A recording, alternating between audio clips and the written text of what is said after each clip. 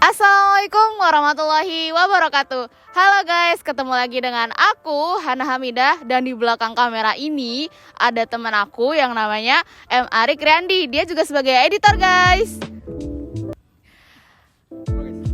Nah, kita di sini juga bakal kedatangan narasumber yang hits banget. Nah, sebelum kita kedatangan narasumber, kita di sini bakal bahas tentang apa itu ekonomi kerakyatan.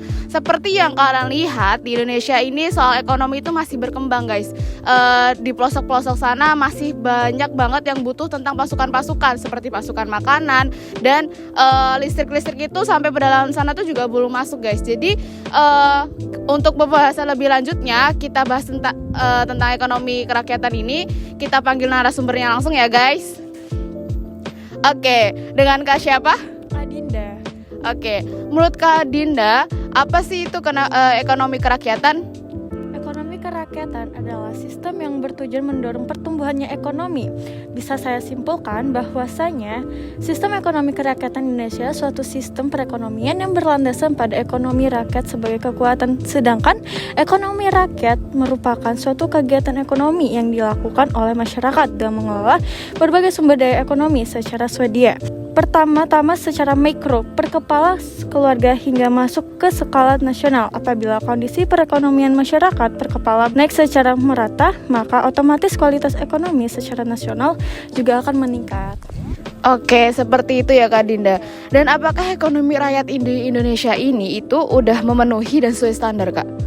Oke, sudah. Indonesia sendiri merupakan suatu negara yang juga menerapkan sistem ekonomi kerakyatan. Dalam hal ini, peran negara ditegaskan dalam Undang-Undang Dasar 1945 pada 27 ayat 2 dan pasal 34 yang menyebutkan adanya 5 peran negara dalam sistem ekonomian kerakyatan Bahana.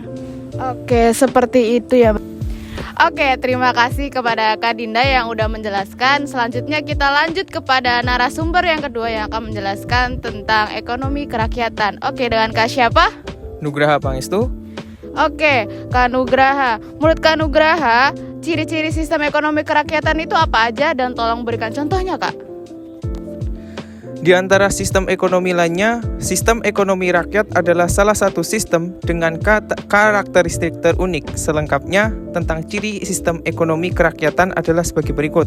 Terbuka, setiap masyarakatnya punya hak dan akses sama terhadap sumber daya tersedia berkelanjutan, tanpa mengorbankan masa depan masyarakat dan lingkungan. Kegiatan ekonomi dilakukan secara mandiri dan fokus, memenuhi kebutuhan diri dan sesama.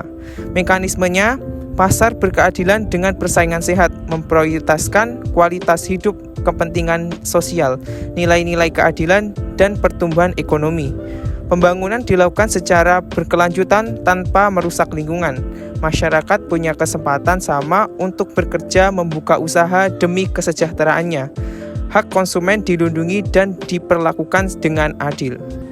Contoh ekonomi kerakyatan di Indonesia yaitu pertama, pendirian koperasi. Poin pertama contoh ekonomi rakyat adalah pendirian koperasi. Yang kedua, penggunaan sumber daya alam oleh BUMN. Yang ketiga, biaya pendidikan gratis sesuai prinsipnya. Yang keempat, bantuan pendanaan UMKM.